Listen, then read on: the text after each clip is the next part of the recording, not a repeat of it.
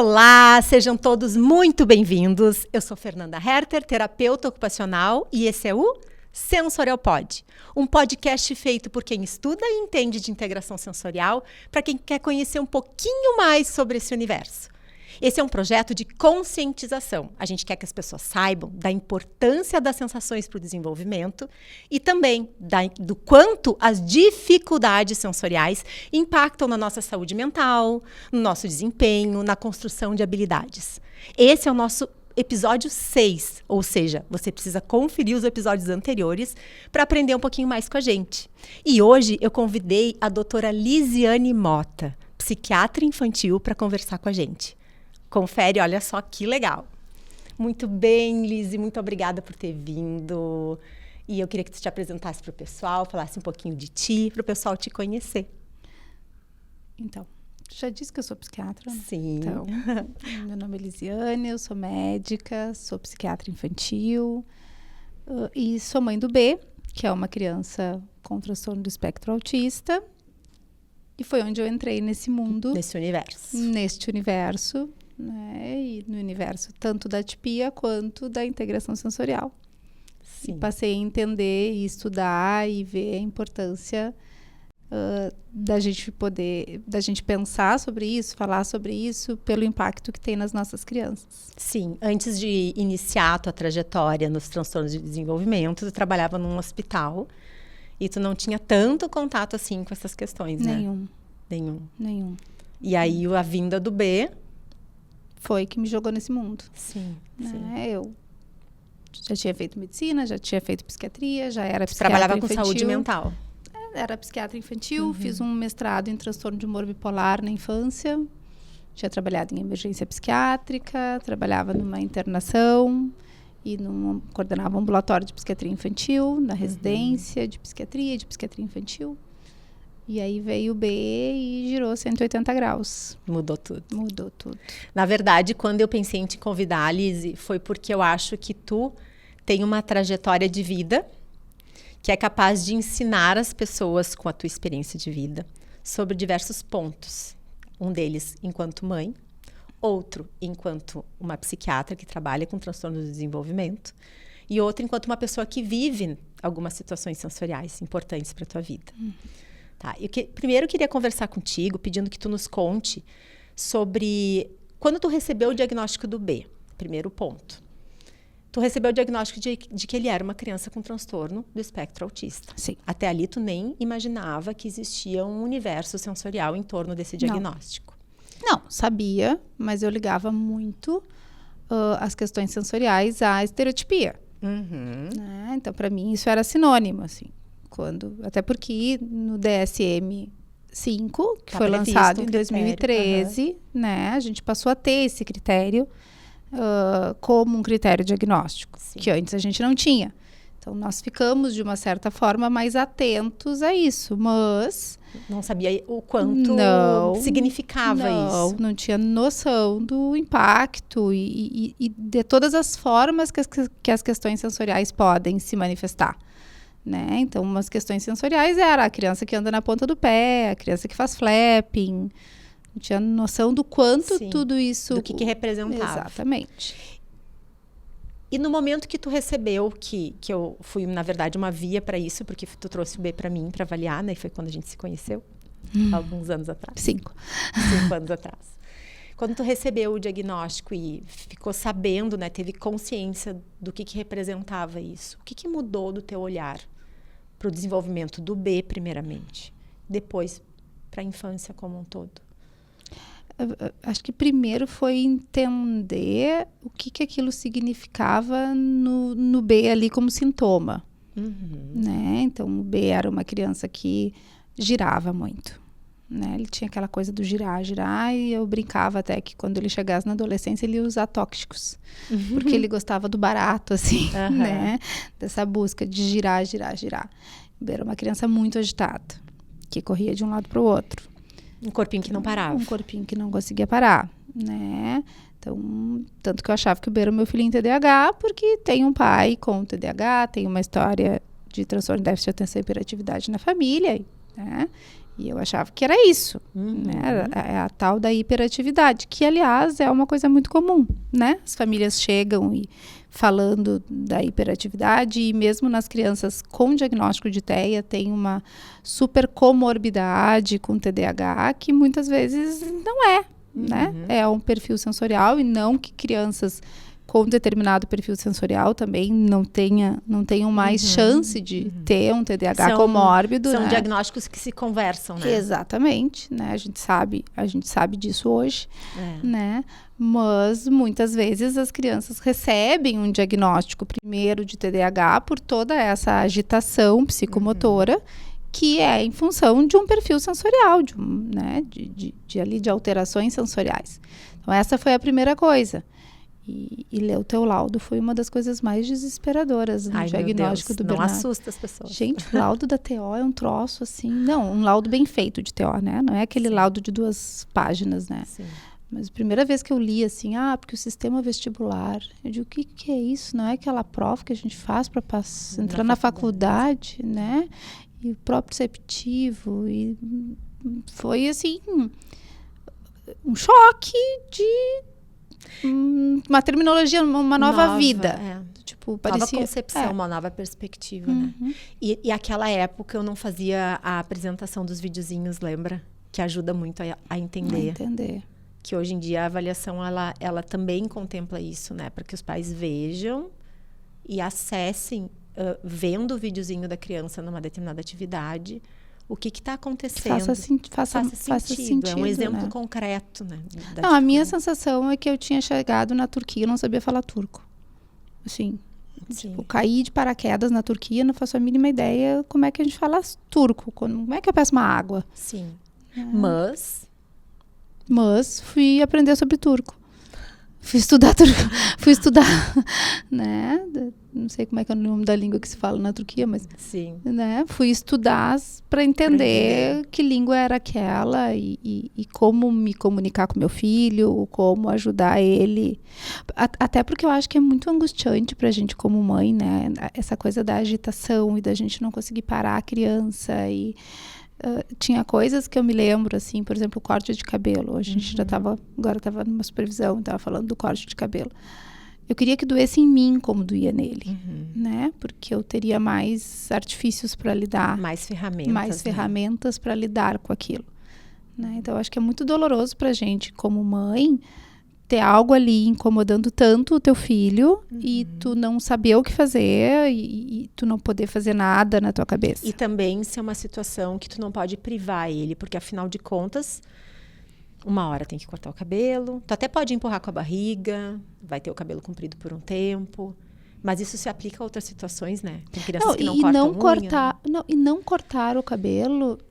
não vai ajudar ele também a dessensibilizar para isso. O que a gente precisa é achar estratégias para que isso seja menos traumático.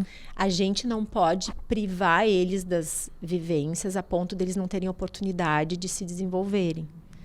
Né? Então, a gente estava falando agora, por exemplo, né? Eu estava contando que eu enrolava o B num edredom, né, assim, tirava a roupinha dele, já deixava ele peladinho, assim, e enrolava ele no edredom, e a gente conseguiu uma pessoa que fosse na nossa casa cortar o cabelo, e eu cortava na porta do banheiro, assim, né, com o chuveiro ligado, para ele saber que ele iria cortar o cabelo e ia tomar banho, porque no caso do B era quando o cabelo caía, né, que ele...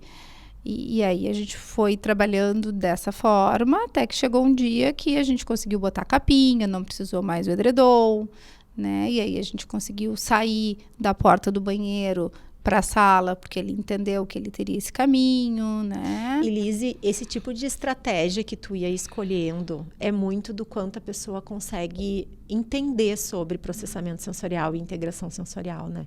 Porque tu sabe que uma via regulatória é a criança ter uma pressão profunda. Tu sabe que o que estava incomodando era o toque leve do cabelo. Então, o quanto o aprendizado é libertador nesse sentido, né? Porque tu tem condições de uma tomada de decisão muito mais assertiva, de escolher estratégias que são realmente eficazes com a criança. Mas é que eu acho que no autismo, né, voltando ao diagnóstico, assim, antes de entrar até, antes das questões sensoriais, né, eu acho que quando a gente tem um diagnóstico de autismo, acho que uma das coisas mais difíceis é o não saber o que fazer. E porque não há um manual que tu vai seguir, né? E aí eu fico pensando assim sempre. Eu já era psiquiatra infantil, né? E eu não tinha a menor ideia do que fazer. Sim. Né? Vamos pensar na vida real, assim, né? Do tipo, como é que eu estimulo meu filho? Como é que eu... Vai falar, não vai falar? Vai desfraldar, não vai desfraldar? Vai pra escola, não vai? Vai aprender, não vai? Então, se eu acho que tivesse manual, ia ser muito... Não ia ter... Né? Ia ser muito mais fácil. Mas não tem manual para filho nenhum, né? Então não é produção em série, né? Não, bem ao contrário. Mas eu tenho uma expressão que eu uso que é a assinatura sensorial, tá? Que é uma expressão que eu uso porque mesmo que as pessoas tenham o mesmo nome, elas têm a sua assinatura do seu nome. Então eu acho que isso que tu tá trazendo entra nesse conceito que eu tenho de que mesmo sendo uma criança dentro do espectro, mesmo sendo uma criança que tem uma disfunção sensorial, que é um padrão de disfunção que tantas outras têm, ela é única, né? E aquele momento também é único na vida dela. Acho que essa também é uma questão importante, né? A gente pensar que a gente tem um transtorno do neurodesenvolvimento e que ela não vai ter sempre esse mesmo, né? Essa mesma apresentação. Exatamente. Né? Assim, vamos pensar, mesmo crianças que não têm uma intervenção de integração sensorial, muitas vezes elas vão mudando algumas apresentações. Né? As que tem, então, nem se fala. Sim. Né? Então, vai ter momentos em que algum sistema vai bugar mais do que isso outro. tem muito a ver com a demanda da vida, né? Porque num determinado momento a demanda é X, na outra é Y, e assim vai indo. Nada não tem marasmo, né? Não tem, é tudo muito dinâmico. Na vibe tipo montanha-russa mesmo. Montanha-russa, aquelas subterrâneas no escuro, né? Não tem, é muito isso é desenvolvimento. É a gente, de fato, não saber. Ontem ainda uma mãe me perguntou alguma coisa e eu disse, só um pouquinho, deixa eu pegar minha bola de cristal que ela acabou de vir da oficina, né? Para eu calibrar ela, porque não tem como a gente saber. Tem algumas coisas até que a gente consegue ter uma boa ideia de qual é a maior probabilidade de acontecer, né? Por tudo que a gente estuda e até por toda a experiência que a gente vai adquirindo. Sim. Né? Então, mas ao mesmo tempo, não tem como, porque daqui a pouco acontece uma outra coisa no meio do caminho que desvia a trajetória. Exatamente. Mas essa experiência que tu teve com o B, a partir de quando tu começou realmente a estudar mais sobre integração sensorial, que tu é quase que uma TO por adesão, fez com que tu entendesse o comportamento das crianças de forma diferente? Com certeza. Com certeza. Entender essa base, a importância dessa base sensório-motora, né? E acho que mais até, né, Fer, assim, a gente começa a se dar conta da diferença que é uma criança que tem desde cedo este olhar e essa intervenção para uma criança que não tem, né? E existe um ponto em que claramente a gente vai ter prejuízos diferentes, né? Quando começa a ter... Uma das coisas que muitas vezes... pego lá, vou avaliar uma criança de 6, 7 anos. Eu já sei se a criança teve a base ou não teve a base, eu já sei o que está pegando. Porque aquela criança que não teve a base sensório-motora, o bicho vai pegar na escola. Porque ele está no primeiro ano, porque tem que ficar mais tempo sentado, porque tem toda a questão do grafismo, né? Do copiar do quadro, né, de todos os ajustes que a gente precisa para que isso aconteça. Então, aquela criança que vai se derretendo na cadeira, porque tem um tônus muito baixinho, e aí vai para o psicomotricista para treinar a motricidade, mas não tem um tronco que dá conta. Então, isso a gente já sabe de antemão. Uma das primeiras perguntas que eu faço é se fez intervenção sensório-motora e já sei que isso vai pegar, né? Então, a gente vai entendendo o impacto disso ao longo do desenvolvimento. E não é à toa, né, Fer, que os estudos mostram que uma dos prejuízos que mais se mantém na idade adulta são os sintomas sensório-motores, né?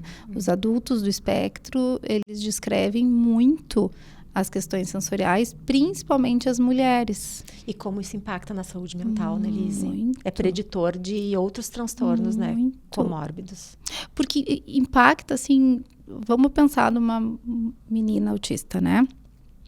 Que a gente sabe hoje que as mulheres, né, as meninas têm mais intenção sociocomunicativa, né? Então, ela vai querer em algum momento participar e não vai conseguir participar porque, né, a demanda sensorial vai ser muito grande. Né? Então, aí já vem toda a dificuldade de eu poder participar, de eu me engajar e ainda por cima eu tenho um plus ali nas dificuldades que vai ser toda essa dificuldade sensorial. Sim. Aí limita, são mais barreiras, né? Mais barreiras.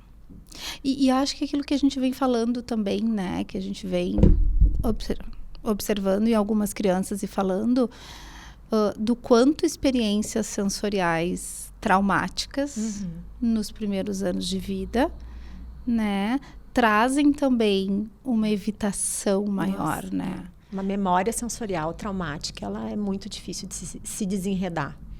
E aí é tipo efeito bola de neve, né? Porque aí tu nem sequer te encoraja a participar de uma outra situação, de uma vivência, porque tu recruta aquela memória. E vira meio que um ciclo vicioso, porque aí tu não participa de uma situação sensorial, aí tu não tem uma outra vivência, daí tu não tem oportunidade nem de desconstruir aquela anterior que não foi tão boa. E aí fica aquele ciclo. Por isso, a importância da intervenção precoce, né? Super. E acho que, né, meu sonho de consumo, eu sempre digo, né, meu sonho de consumo é a gente poder acompanhar bebês de risco com um olhar diferente. A gente já tem algumas experiências, nós duas, lindas, de crianças muito pequenininhas que chegaram para a intervenção e que foi realmente mudar um futuro, né? Foi. Né? Então, quando a gente pensa, por exemplo, em bebês que ficaram na UTI, né? Os próprios bebês da pandemia, né? Que isso é o prejuízo que a gente mais vê efetivamente nas crianças da pandemia, né? Que não tiveram essas vivências. Privadas, né? Que não tiveram essas vivências sensório-motoras no primeiro ano de vida, que foram muito expostas à exposição a telas. Óbvio que a exposição a telas é ruim, mas a exposição a telas sem as outras exposições é muito pior. Essa gangorra cai absurdamente pro lado negativo. Exatamente, né? Então, a gente poder olhar para as crianças, né? Os nossos irmãozinhos né? Que a gente já tem os maiorzinhos que a gente acompanha no espectro e aí a gente começa a acompanhar os pequenininhos, né? Olha os que a gente tem, que coisa mais linda que estão, né? São crianças que, mas será que seriam autistas mesmo? Olha, tem pais que dizem que seriam mais autistas que humanos ainda, né? Mas que começam a ter intervenções muito precoces, estimulações muito precoces e a gente vê uma resposta. Aí não deixa sedimentar alguns funcionamentos muito atípicos que são base para outros, né? Porque acho que essa é a grande questão, né? A gente tem que pensar no desenvolvimento como um contínuo. Se eu não tenho tal habilidade adquirida aqui, isso vai me faltar. Repercutir logo adiante. Para adquirir uma outra habilidade mais complexa. Né? Porque a vida é uma crescente de demandas e desafios. Hoje em dia, a gente desenha e mais adiante a gente precisa pagar um boleto. Né? Então, tu começa a ter uma trajetória profissional que tu tem que dar conta, né? Cursar uma faculdade, sei lá, fazer um curso, ter uma profissão, gerenciamento de vida. Né? É melhor nem contar isso para eles, né? Senão as crianças saem correndo. Não, de jeito nenhum.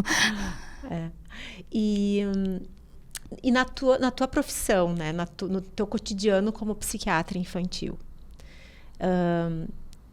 como que as crianças, como que as famílias chegam e como que tu identifica sinais de risco que tu acaba encaminhando para uma intervenção ou para uma avaliação de integração sensorial? Acho importante tu falar isso, porque vai ser um alerta, né, para quem está assistindo, para quem está nos escutando. A minha avaliação tem sempre 2 momentos, né? Às vezes 3, mas no mínimo 2 momentos, que é uma primeira consulta com os pais e depois a observação direta da criança, né?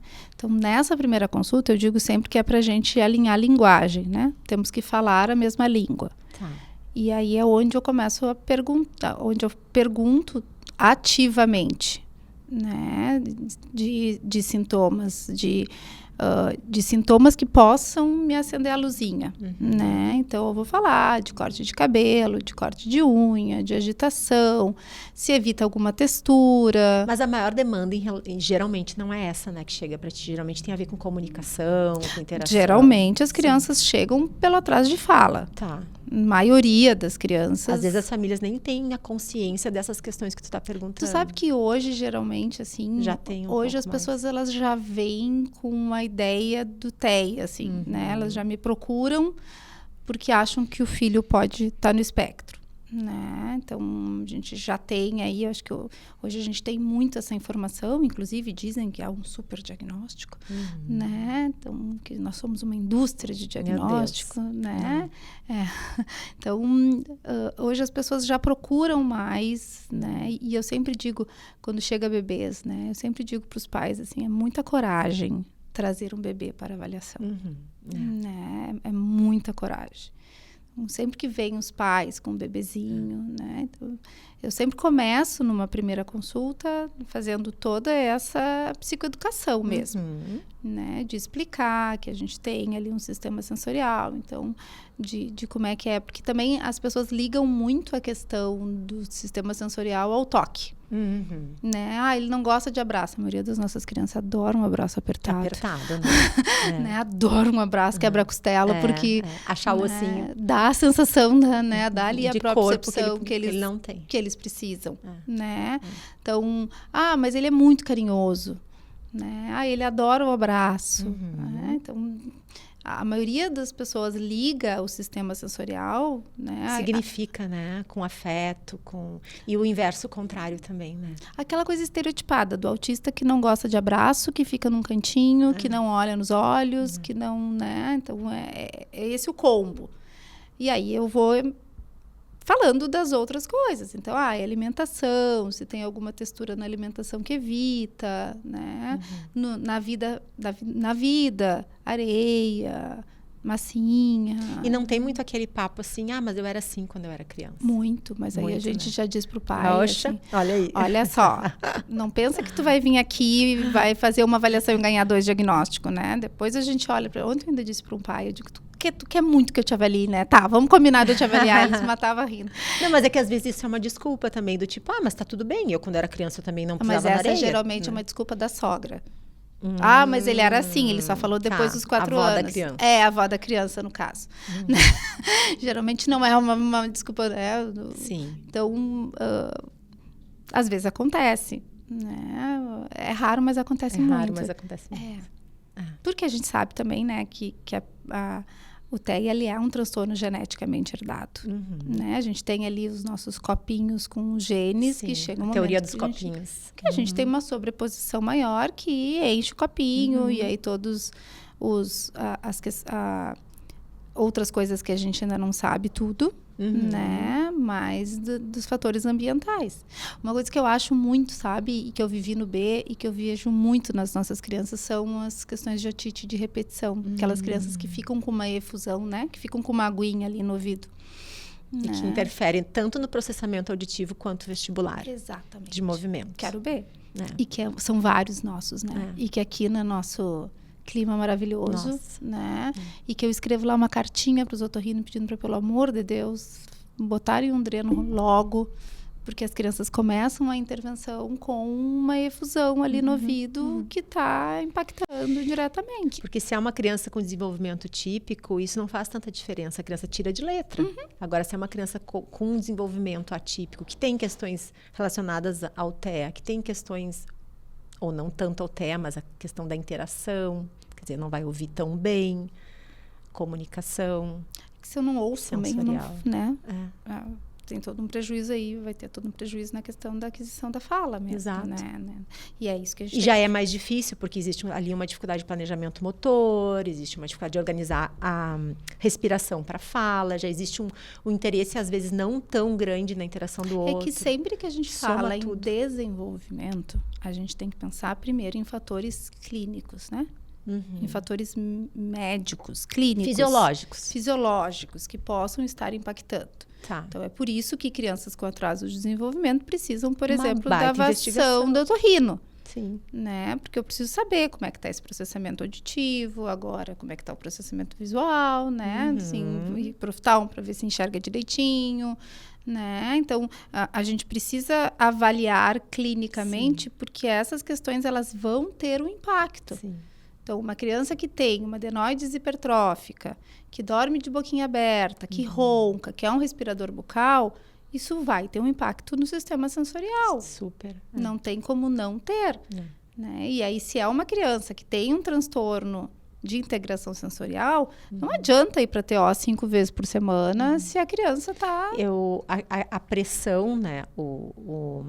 Essas situações de obstrução do ouvidinho, de maior pressão por edema, impacta no funcionamento do sistema vestibular, das estruturas de movimento. Mas é só ver nossas crianças no inverno, né? Que giram mais. Eu brinco assim, lá em casa começava aquele nariz assim, e começava bem a girar, era mas proporcional. Assim, o processamento vestibular não está muito ok. Não discrimina e não percebe como uma pessoa típica. Aí tu obstrui o ouvidinho. Uma pressão maior. Atrapalha ainda mais o processamento. O que já era ruim fica pior. O que já era ruim fica pior. A gota d'água. Aí aumenta a movimentação para poder ter mais oportunidade de ativar o sistema vestibular. Então, aumenta a agitação motora. E aí a gente bota a criança na terapia. Ou aumenta a risperidona. Aumenta a risperidona. Né? E a gente quer que a criança fique sentadinha para trabalhar, para fazer as tarefas, né? A gente quer que ela preste atenção. Ontem eu ainda vi que é um fofo, um orgulho. Coisa mais mimosa que ele tá. Mas assim, o bichinho só vai se deitando. Ele passou Olha o custo. Ele passou a consulta inteira deitado. Apoiado no chão. Né? Apoiado no chão, mas a família veio. Qual era a queixa? Atenção. Ai, gente, viu? A atenção dele é muito ruim. Sim. E eu disse, gente, mas olha esse corpo. Meu Deus. Tá ocupado em fazer o corpo funcionar. E aí se apoia num braço, se apoia no outro, se deita, né? Amplia, senta em W, amplia ali a base. E aí quer que tenha atenção? Tem. Porque essa habilidade da gente construir uma resposta com o corpo, ela se conecta, ela impacta no teu foco visual. Tu não consegue prestar até mesmo atenção visualmente falando no que está havendo. Mas eu já tive criança que a queixa era assim, né? Que quando a gente ia avaliar era assim, a gente ainda está com um prejuízo muito grande na orientação, né? De olhar nos olhos. Tu bota na mesinha, a criança fixa em ti, né? Tu botou ela sentadinha na mesinha. Tu organizou ela. Tu deu para ela um apoio, um suporte ali pro corpinho, ela fixa em ti. Tu bota a criança no chão para brincar. Ela se perde. Não consegue fixar em ti. E tu vê como que isso é importante, porque tem métodos de trabalho que preconizam um atendimento, não usar mesa, né? Usar mais a brincadeira ali no chão, como é o Denver. E olha que relevante isso, né? Se tu conhece o perfil sensorial da criança, se tu conhece a dificuldade sensório-motora que ela tem, o quanto isso te possibilita tu tomar decisões ali na intervenção a favor dela. Não, isso é super importante, né? Porque muitas vezes a gente estabelece um padrão de fuga sistemática, colocando essa criança numa terapia comportamental que o corpo dela não dá conta. E aí eu sempre digo, ele só é autista. Não é burro. Exatamente, né? Tipo, ele não vai estar se metendo aonde não consegue. Então, por exemplo, só que isso não quer dizer que eu não posso usar o modelo naturalista. Sim, né? claro. E a gente usa o Denver para essas crianças, né? O SDM, mas com ajustes. Né? Pensando no que aquele corpinho precisa. Tá precisando para cumprir com demandas maiores. Exatamente. Então, eu vou dizer assim, olha, tais e tais, tá? Quando a gente vai fazer uma rotina sensório-social, quando a gente vai fazer...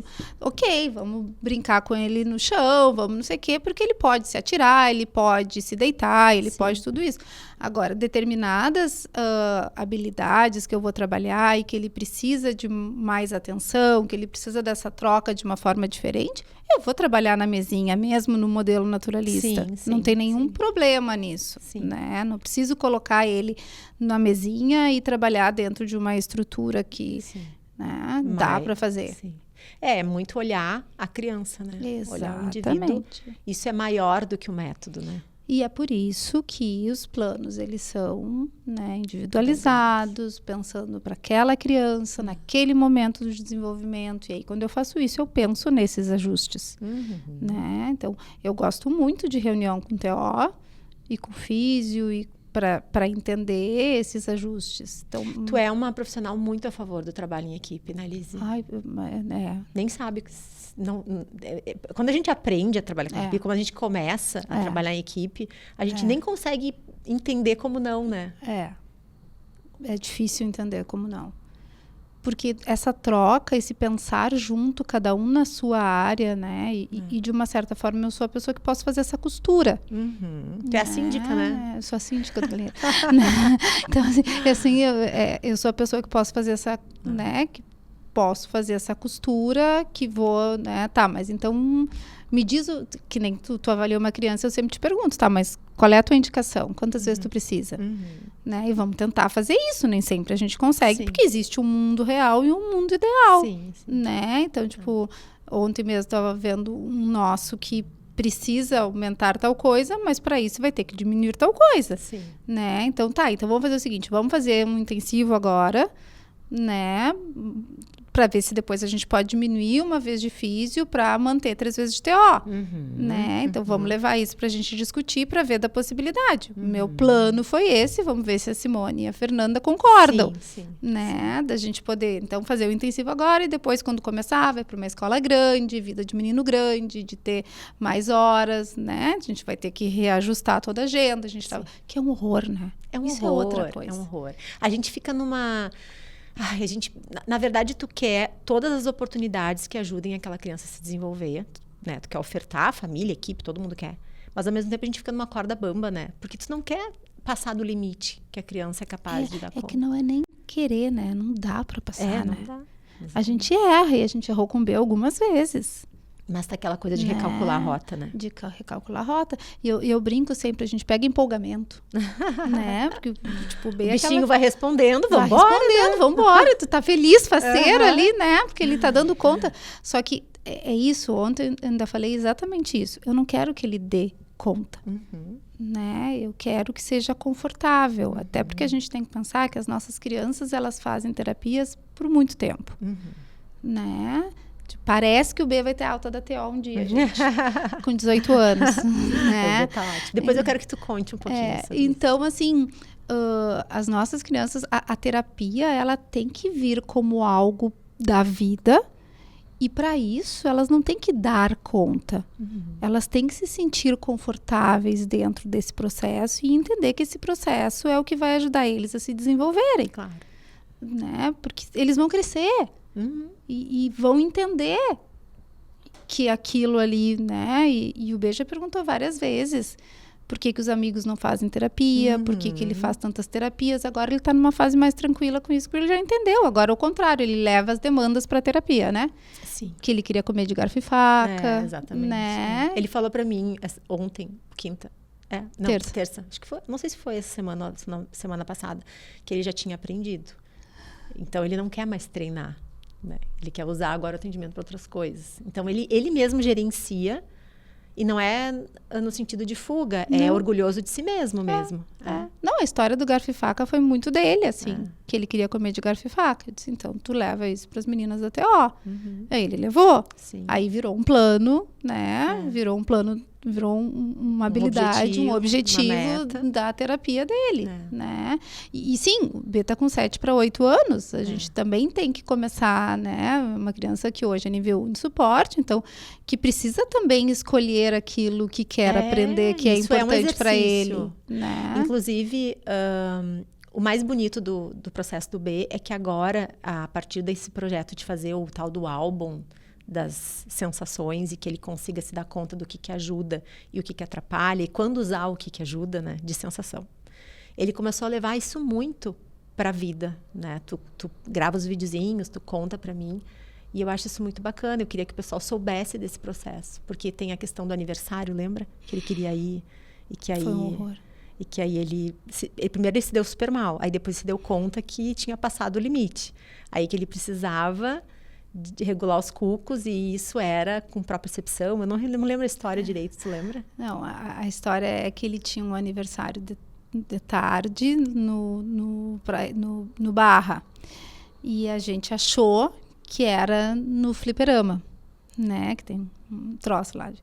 E o Bernardo é uma criança que não tem acesso a jogos porque ele desregula muito. Sim, é muito entrada. É muito. E aí eu digo assim, pô... Solicita, vai além. É um tiro no meu pé, né? A gente morre trabalhando pra deixar o guri... bem, e aí vai reguladinho, lá e aí vou lá, vou dar o videogame pra ele. Não dou, né? Ele já me perguntou algumas vezes, será que um dia ele vai jogar videogame? E eu digo que eu acho que sim, né? Que de tempos em tempos a gente pode testar. Testar de novo. Né? Só que ele não tem acesso. Ele não tem acesso a jogos, ele não tem acesso a videogame, ele não tem. Ah, mas ele tem 7 anos, as crianças dessa idade têm. Mas meu filho não tem. Eu acho tão importante tu falar isso. Não tem, gente. Porque isso é um tiro no meu pé. Ah, mas e a história do mas ele quer? Mas eu também quero tanta coisa que eu não tenho.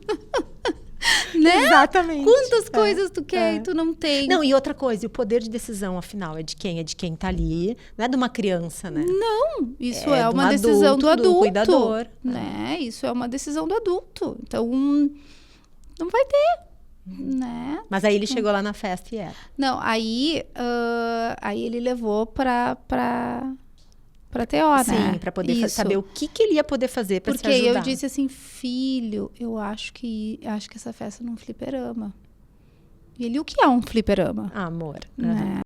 Aí eu expliquei o que era um fliperama. E aí ele disse, deu ruim. E eu disse, filho, vai dar muito ruim, né? E eu disse, vai. E ele, mas eu quero tanto ir. E eu disse, não, filho, tu vai. Né? E aí a Mana, mas vai desregular muito teus cucos. Vai. Vai. E ele, não vai. Eu digo, vai, filho, e tudo bem, né? A gente sabe que vai desregular, é um aniversário, é importante pra ti, né? Vamos ver como é que a gente pode planejar para que não desregule tanto. Né? Aí ele levou pra TO. Isso. Aí ele e a Alice conversaram. Exatamente. Né? Aí ele chegou em casa e disse, mamãe, eu já sei. Nas 2 próximas semanas eu não posso fazer nada que desorganize meus cucos. Porque aí eu vou estar mais fazer um organizada. Banco de reserva de organização sensorial. Tipo isso, né? Para ir para ir pro Aniver. Aí no fim não era, né? Era num troço lá de cama elástica e coisa e tal. Sei qual é. Mas o que foi legal foi que ele fez uma lista com a Alice das coisas que desorganizavam os cucos, inclusive em ordem, assim. A primeira eram, então, os jogos, a segunda era brincar com o primo, que o primo toca o terror, né? O terceiro era... sei lá, tinham outras, cama elástica, eu acho que a própria cama elástica, tinha outras coisas, ele foi fazendo com a Alice, né? E aí o aniversário foi na cama elástica, né? E foi um horror igual. Cheguei lá, o guri tô saindo pra buscar e a Nath me liga, mãe, vem nos buscar que o B tá muito desorganizado. E eu, tá bom, tô indo, né? Cheguei lá, ele tava muito louco, assim. Muito louco, aí a gente saiu. Aí são os momentos que ele diz assim, fala do autismo, né? Que ele odeia ser autista, que o autismo só atrapalha a vida dele, né? E aí a gente acolhe, né? Isso filho, realmente, para um autista é mais difícil esse tipo de coisa, mas tu tá crescendo, né? Olha como tu já tá melhor de todas essas questões sensoriais, aí a gente retoma uma série de coisas que ele não conseguia fazer e que agora ele faz. Nossa, né? Uma evolução linda. Exatamente. Só que eu acho, Fer, que tem uma coisa assim, né? Que eu digo, teve um momento da minha vida, teve um momento lá no diagnóstico do Bernardo que alguém me disse assim que não é porque não tenho filho autista que eu não tenho um problema, né? E aí eu parei e disse, meu filho não é um problema, ele é uma nova situação de vida, ele é uma nova condição de vida. É uma nova realidade, é uma nova... O critério de problema é ter solução, amor. Não tem solução, né? E eu acho que quanto antes a gente enxerga desse jeito, consegue ver isso e se adaptar a isso, Parar de brigar, né? Contra. Brigar com isso. menos difícil digamos assim.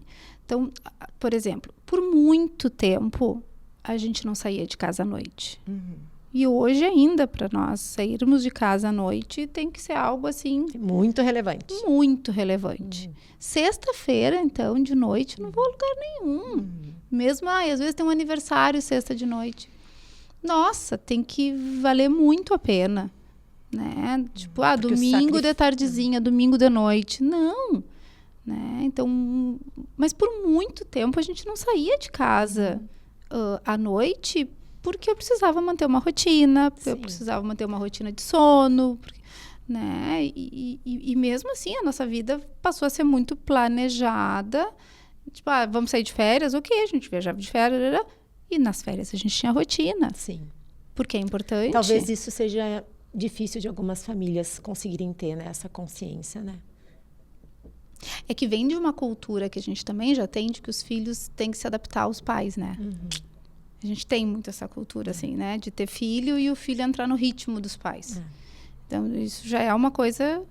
O filho autista, não, é tu que vai te ferrar, gente. A criança vai se desorganizar e tu tá ferrado. É pra ti, inclusive. Exatamente. Não é só ela que sofre, né? Não. A criança tá lá estereotipando, malucona, né? Mas vai impactar em todo o resto. É isso que a gente tem que ter em mente.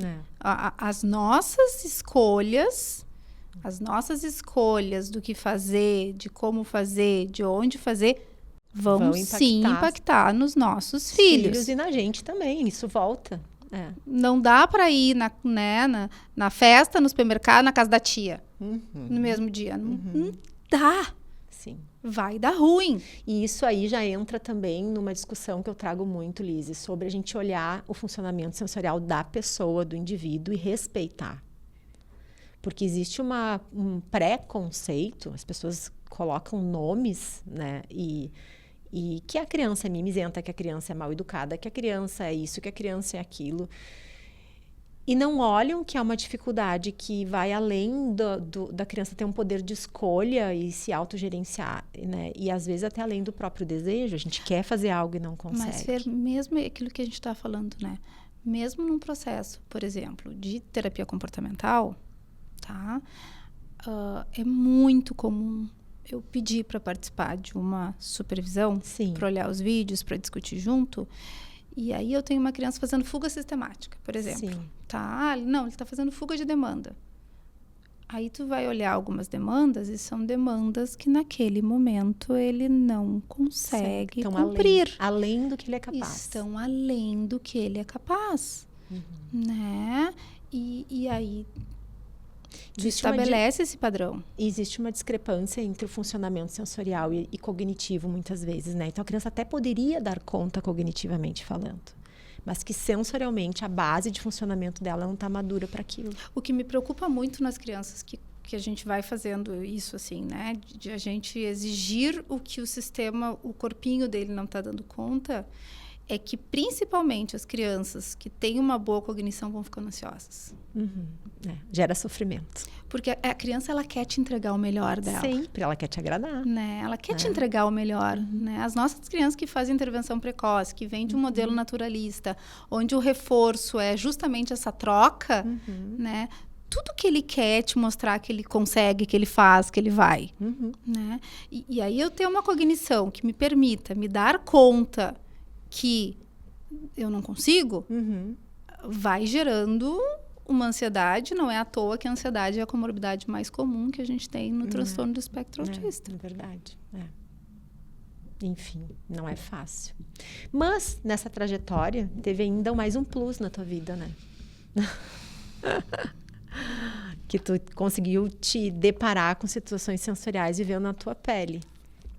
Que eu sempre digo que isso veio também para que tu pudesse ajudar ainda mais as pessoas. E aí eu não posso nem xingar ela, porque isso vai para a internet. Porque aí eu xingo ela quando ela diz isso. Ai, nada é por acaso, Liz. Que delícia. Mas aí, fala um pouquinho, conta. Porque eu acho esse episódio tão rico. Difícil, sofrido. Riquíssimo, é para lá que eu posso olhar, né? Riquíssimo.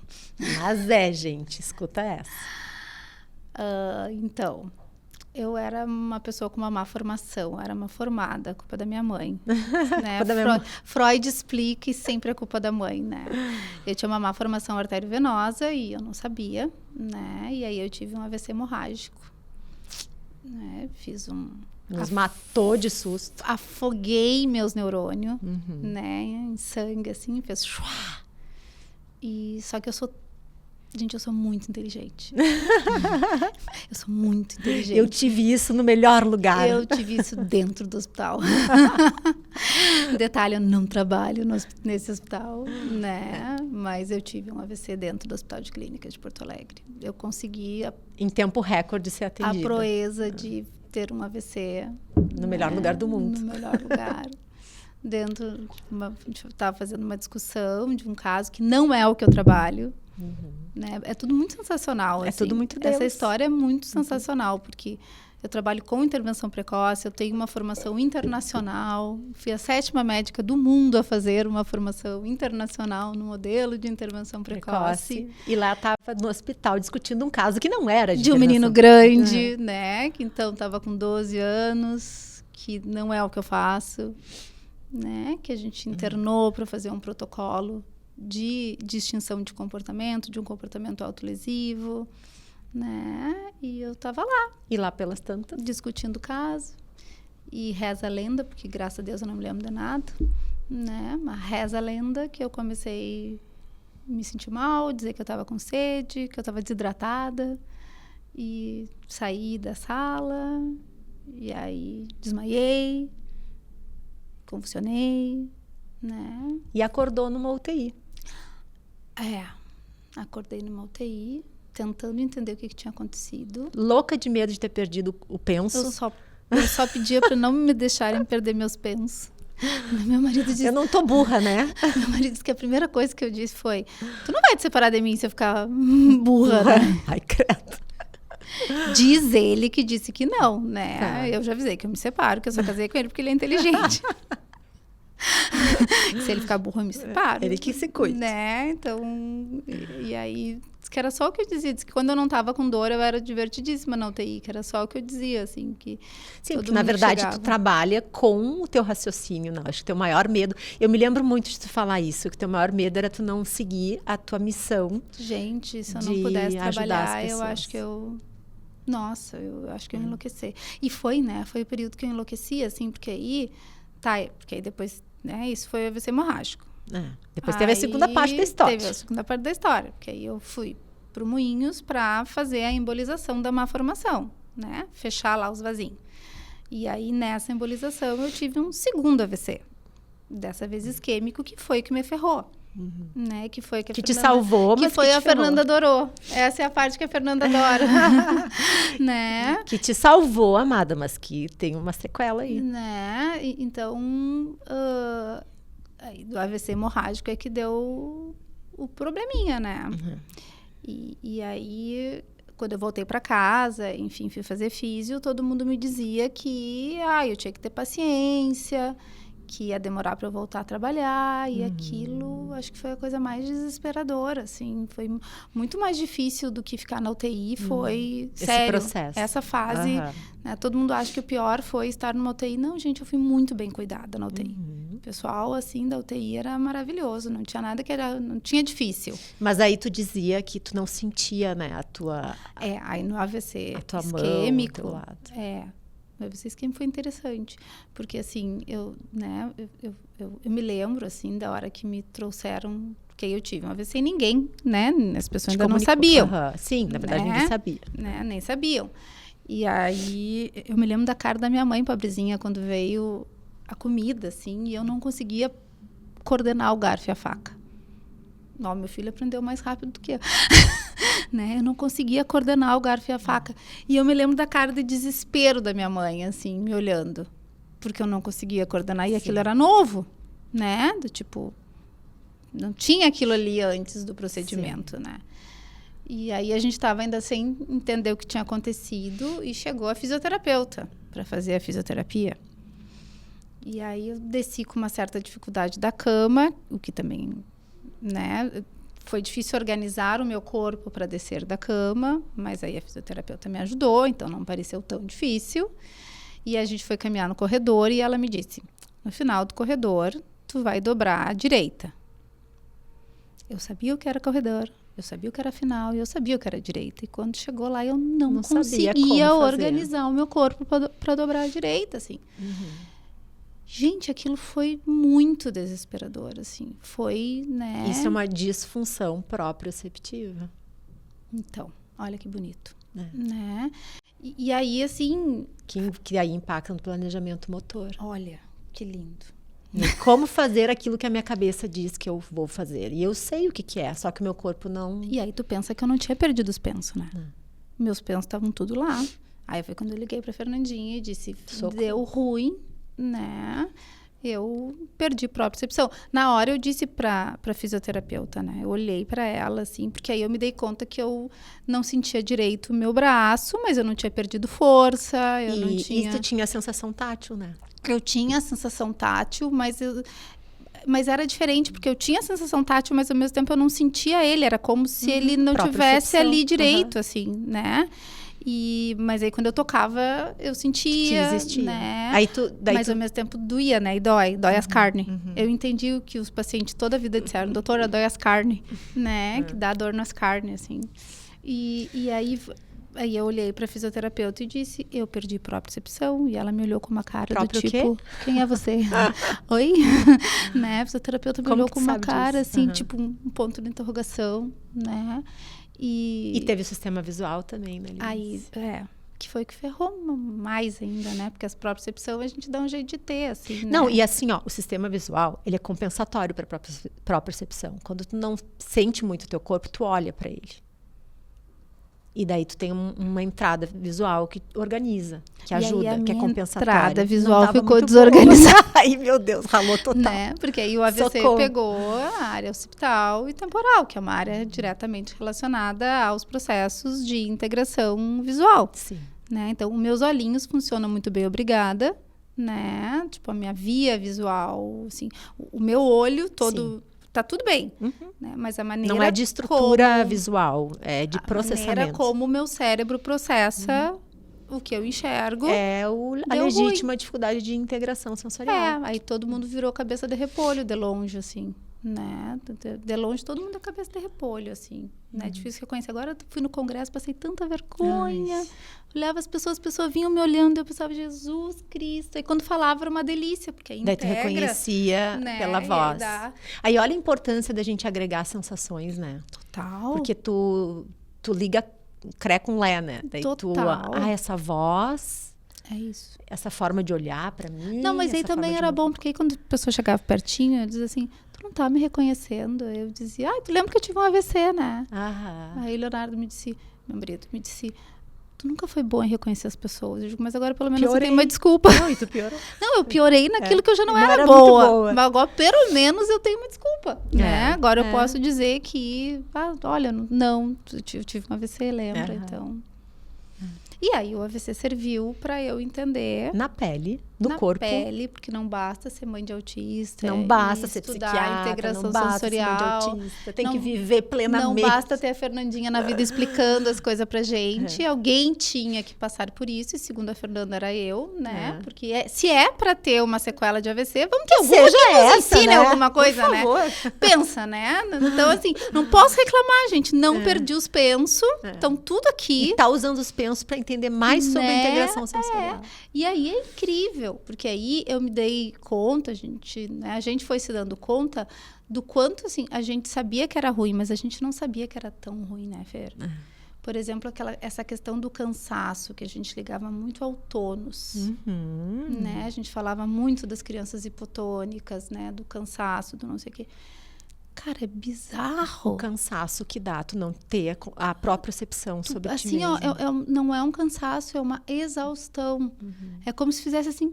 Clique. E essa coisa que a gente errava muito, que eu digo, né? Que é a gente observar quando a criança está começando a se desorganizar.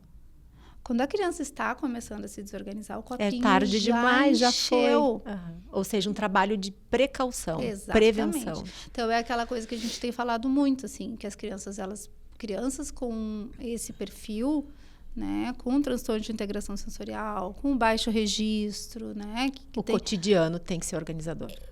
Não, e ela precisa de pausas, pausas programadas.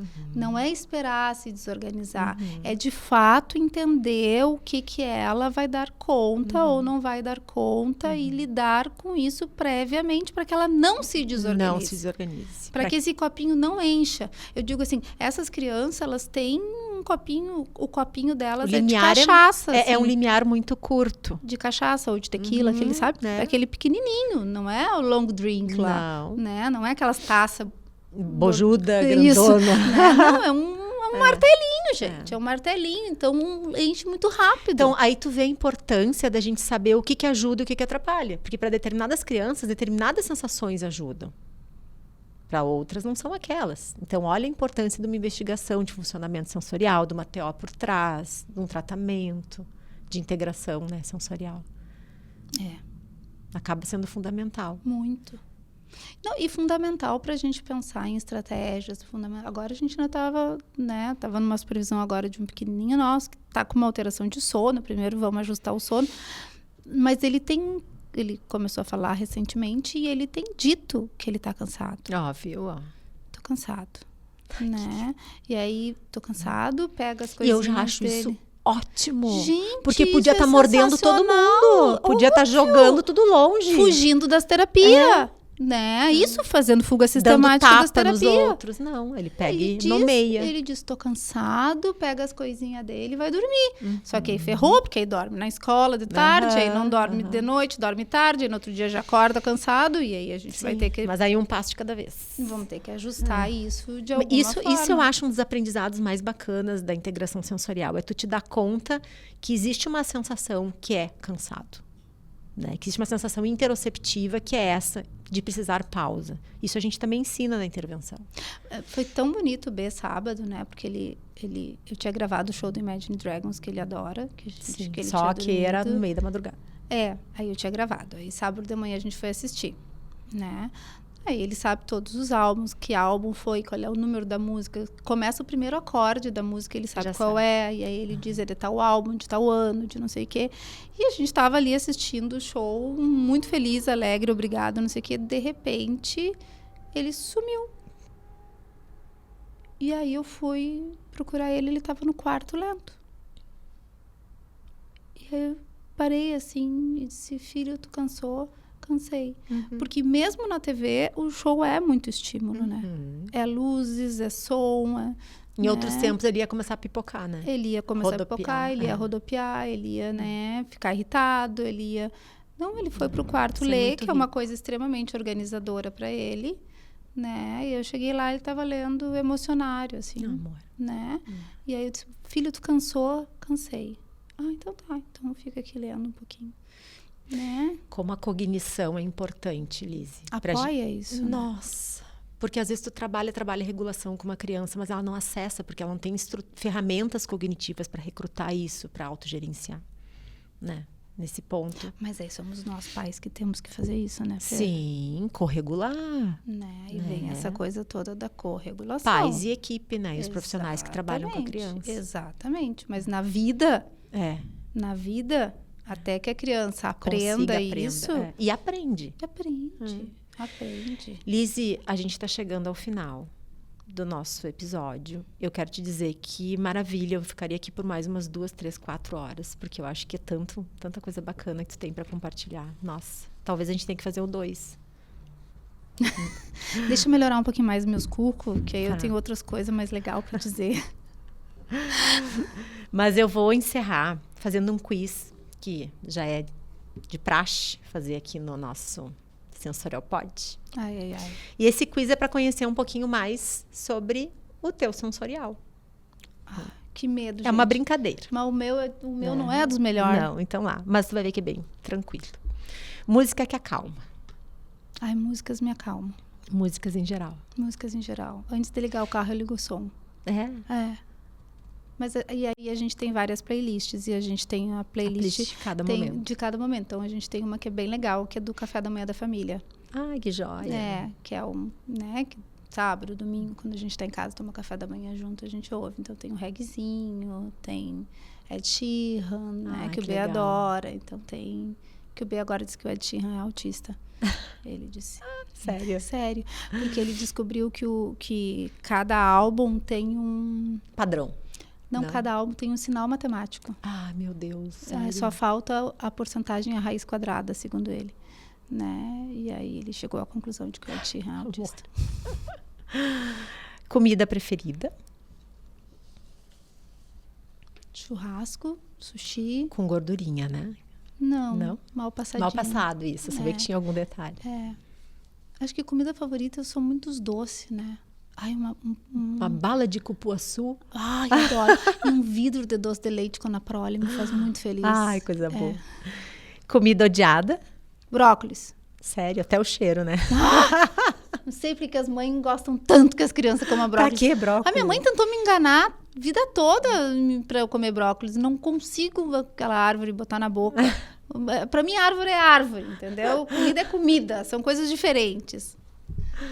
Um elogio bom de ouvir, Lizzy.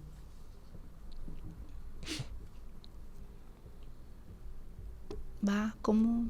Sempre é difícil essa parte, quando eu pergunto isso. Um elogio bom de ouvir. Ah, doutora, a senhora mudou minha vida. Ah, meu Deus, eu arrepiei. É o melhor. Né? É o melhor. Que bom que eu te encontrei.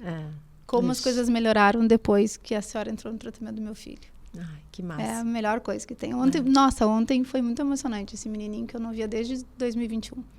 E aí eu vi ele ontem e ele tá demais, assim. Demais, demais, demais. Foi muito legal, né? Porque isso, a gente mudou toda a intervenção e... Que legal. A melhor sensação, qual é? O beijo do meu filho e da minha filha. Mimosos. E a mais insuportável? A mais insuportável?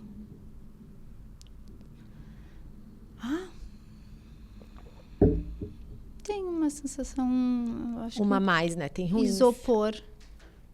Raspando, assim. Só de falar, já me dá um negócio. Não te denuncia, Pezinha. Eu sou toda ruim dos processamentos, Deus o livre. Que coisa impressionante, né? Porque fui trabalhar com isso, eu não sabia, eu fui sabendo com o tempo. Fui identificando. A melhor memória da infância. O pão de lagarto da minha avó.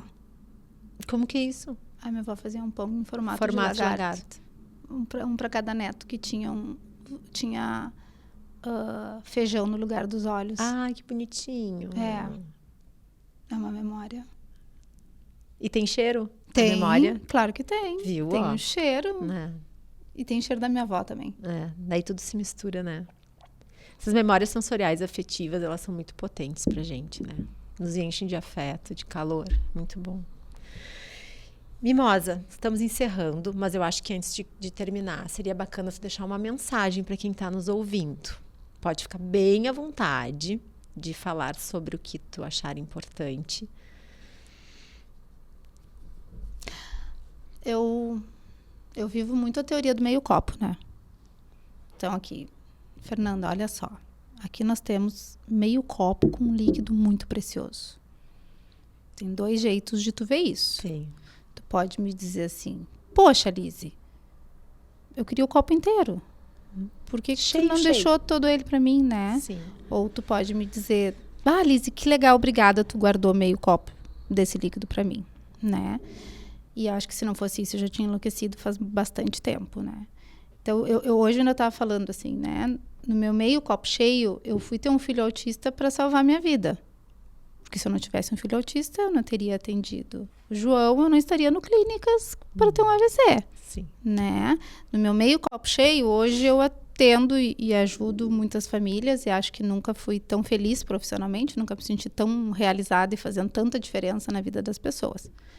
No meu meio copo cheio, eu tive um AVC e fiquei com uma alteração de processamento sensorial que tem nos dado a possibilidade de entender vários processos. Né? Então, acho que a mensagem é sempre tem algo a fazer se eu puder olhar o meio copo cheio. E eu sei o quanto às vezes é difícil a gente olhar o meio copo cheio. né? Tipo, quando eu acordei na UTI, eu amaldicei todo mundo, né? Que Deus não existe, por que eu fui ter um AVC, né? Por que não eu?